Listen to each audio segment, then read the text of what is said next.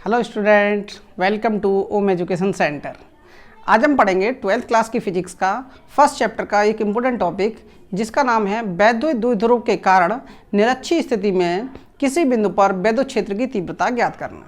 ठीक है, इसकी अच्छी स्थिति हम करा चुके हैं। अगर आपने ये टॉपिक नहीं देखा है तो इस वीडियो के डिस्क्रिप्शन में उसका लिंक मिल जाएगा, आप वहाँ उस वीडियो को देख सकते हैं। और हाँ स्टूडेंट, अगर आप इस चैनल पर पहली बार आए हैं तो इस चैनल को सब्सक्राइब जरूर कर लें और साथ ही साथ बेल आइकन को भी दबा लें, जिससे आने वाली वीडियो के नोटिफिकेशन बिना किसी रुकावट के आपको प्राप्त होते रहें। ठीक है, चलिए स्टूडेंट देखते हैं। ये है निरक्षीय स्थिति का चित्र। ठीक है, यानी कि एक जो है वैद्युत द्विध्रुव है। अब देखो, इसमें यहाँ थोड़ी सी थ्योरी लिखनी पड़ेगी आपको, तो वो थ्योरी क्या है मैं आपको बोल दे रहा हूँ, और जैसा जैसा मैं बोल दे रहा हूँ आप वैसा लिख लें। ठीक है, ये तो यहाँ पर देखें कि एक वैद्युत द्विध्रुव है, यानी कि वैद्युत द्विध्रुव क्या है, Q × 2A। वैद्युत द्विध्रुव को हम क्या बोलते हैं, Q × 2A।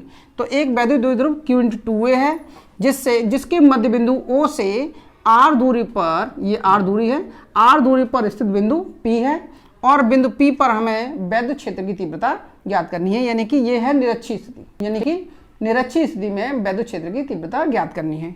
तो यहाँ हम देखेंगे, इतना आपको लिखना है। ठीक है, अब इसके बाद देखेंगे कि यहाँ पर -Q ये है और ये है +Q।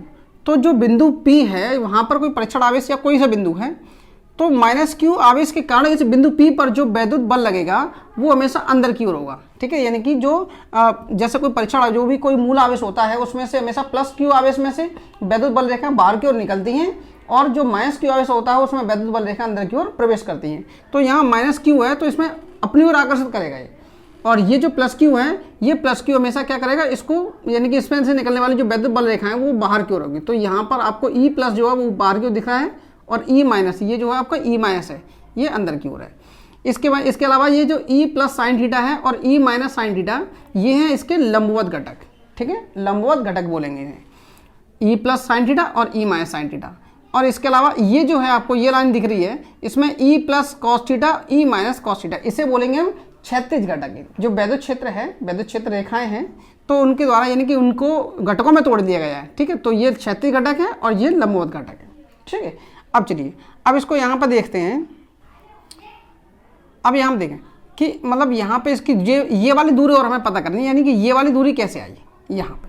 तो इसमें आप एक चीज़ देखें कि कोई सा भी, मतलब यहाँ से दो त्रिभुज बन रहे हैं, ये 90 का एंगल इसके साथ बन रहा है यहाँ पे, ये तो यहाँ पे दो त्रिभुज बन रहे हैं, यानी कि एक त्रिभुज इधर का PO-Q और PO+Q। तो कोई सा भी एक त्रिभुज ले लें, क्योंकि दोनों ही जो वैद्युत द्विध्रुव है, दोनों ही आवेश एक समान दूरी पर हैं, और यहाँ से बिंदु P से इन दूरी समान है। तो अगर हमें एक दूरी पता चल जाए तो दूसरी दूरी भी हम आसानी से निकाल सकते हैं। तो यहाँ पर अगर हम देखें तो पाइथागोरस प्रमेय के अनुसार, पाइथागोरस प्रमेय क्या कहती है कि कर्ण का वर्ग बराबर होता है लंब का वर्ग प्लस आधार का वर्ग। ठीक है, तो यहाँ पे हम देखें इसको, यानी कि आधार कितना है हमारा A और लंब कितना है R। तो यहाँ पे ये जो दूरी है -Q से लेकर P तक, ये जो दूरी हो जाएगी, तो ये हो जाएगी अंडर रूट में क्या हो जाएगा, R², यानी कि लंब का वर्ग प्लस आधार का वर्ग A²। ठीक है, इस तरह से।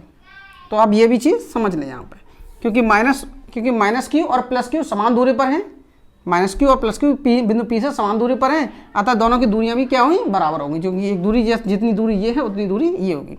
ठीक है, तो यहाँ पर लिख लें ये चीज़, चूँकि -Q तथा +Q बिंदु P से समान दूरी पर हैं,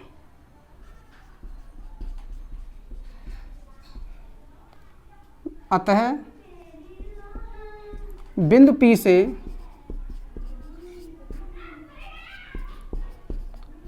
दोनों आवेशों की दूरी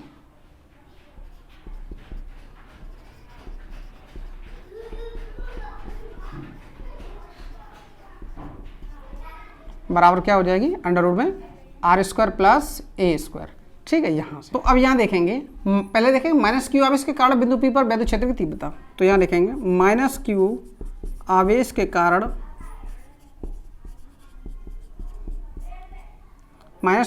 कारण, बिंदु P पर वैद्युत क्षेत्र की तीव्रता। ठीक है,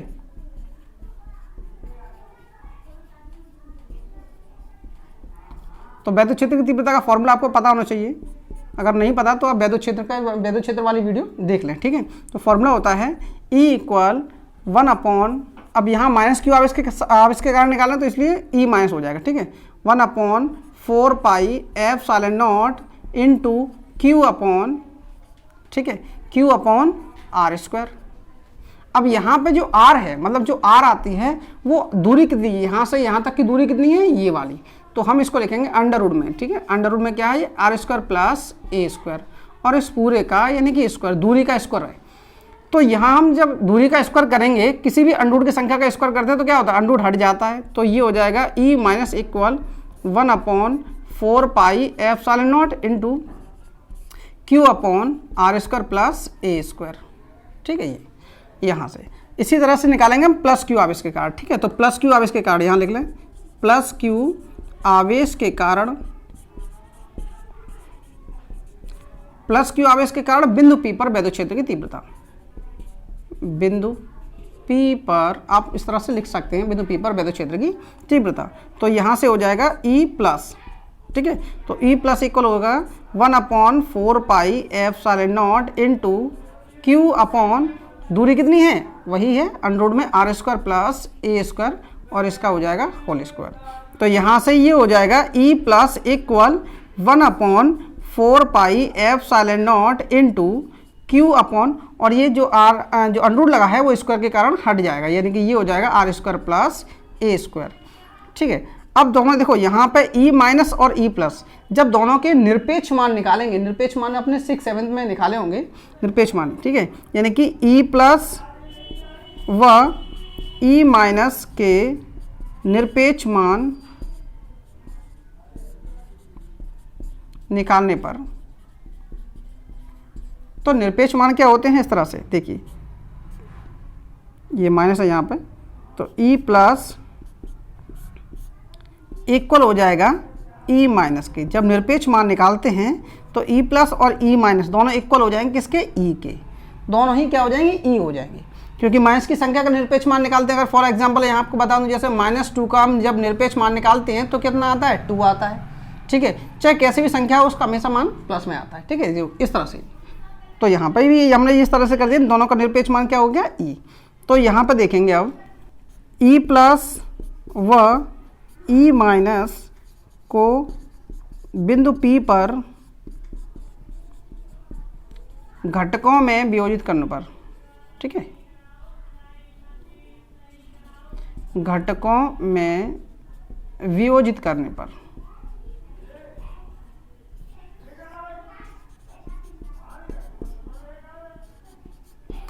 यानी कि जो E प्लस और E माइनस है, यानी इस पर जो वैद्युत क्षेत्र कार्य कर रहे हैं उनको घटकों में वियोजित कर लिया है, ठीक है। यानी कि E plus sine theta, E minus sine theta, ये है हमारे लंबवत घटक, और ये है E plus cos theta, E minus cos theta, ये है हमारे क्षैतिज घटक, ठीक है, यहाँ पर इस तरह से। तो अब इनको देखें यहाँ पे थोड़ा सा भी, और ये इस तरह से। तो घटकों में जब वियोजित करेंगे तो यहाँ देखेंगे कि जो लंबवत घटक हैं वो विपरीत दिशा में हैं, तो ये क्या करेंगे, एक दूसरे के प्रभाव को नष्ट कर देंगे। और जो क्षैतिज घटक है वो दोनों घटक एक ही दिशा में, तो ये दोनों घटक जुड़ जाएंगे। तो आप इसको यहाँ पर लिख लें, ये चीज़ अब जो भी मैंने बोला है उसको लिख लें कि लंबवत घटक एक दूसरे के विपरीत हैं, अतः ये घटक क्या होंगे, एक दूसरे के प्रभाव को निरस्त कर देंगे, और जो क्षैतिज घटक हैं वो आपस में जुड़ जाएंगे। तो यहाँ पर लिख लेंगे, ठीक है, कि बिंदु P पर वैद्युत क्षेत्र की तीव्रता यानी कि EP इक्वल में हो जाएगा E प्लस कॉस थीटा और plus E minus cos theta. अब E प्लस और E माइनस दोनों के हम निरपेक्ष मान निकाल चुके हैं, तो दोनों किसके बराबर है, E के बराबर। तो हम इसे लिखेंगे E cos theta plus E cos theta, ठीक है। तो दोनों यानी कि सेम है, तो ये हो जाएंगे फिर 2E कॉस थीटा, ठीक है। यहाँ पे ये बिंदु P पर विद्युत क्षेत्र की तीव्रता ये होगी। तो यहाँ पर हम E का मान निकालेंगे पहले, तो 2, और E का मान होता है 1/4 pi epsilon not into Q upon R। अब इसकी R जो दूरी थी वो कितनी थी, आर स्क्वायर प्लस ए स्क्वायर, ये थी, इंटू कॉस थीटा। अब यहाँ देखें हम 2 का मल्टीप्लाई यहाँ हो जाएगा, तो ये हो जाएंगे 2/4 pi epsilon not into Q upon R square plus A square. और कॉस थीटा देखेंगे तो कॉस थीटा बराबर क्या होता है, आपने 10th में त्रिकोणमिति पढ़ी होगी, cos थीटा बराबर क्या होता है, आधार बट्टे कर्ण। तो इसका आधार क्या है, इसका आधार ये है, तो यहाँ लिख लेंगे हम कि cos theta equal a upon, और कर्ण हमारा क्या हो जाएगा, अंडर रूट में, यहाँ दिखाई नहीं दे रहा हो, थोड़ा इधर लिख लें थोड़ा सा,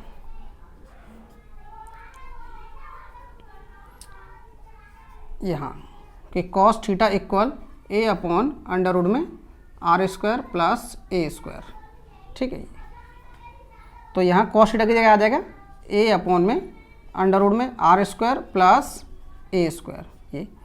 तो अब हम यहाँ देखेंगे तो 2 अपॉन में हो जाएगा 4 pi epsilon not into Q upon, और देखो यहाँ पे ये हो जाएगा are square plus A square into a upon under root में, जो अंडर रूट की जो अंडर रूट लगाया उसको हम लिखते हैं पावर हाफ, यानी कि ये हो जाएगा are square plus A square, और इसकी पावर हो जाएगी 1/2, ठीक है। अंडर रूट को हम क्या लिखते हैं, 1/2 पावर लिखते हैं।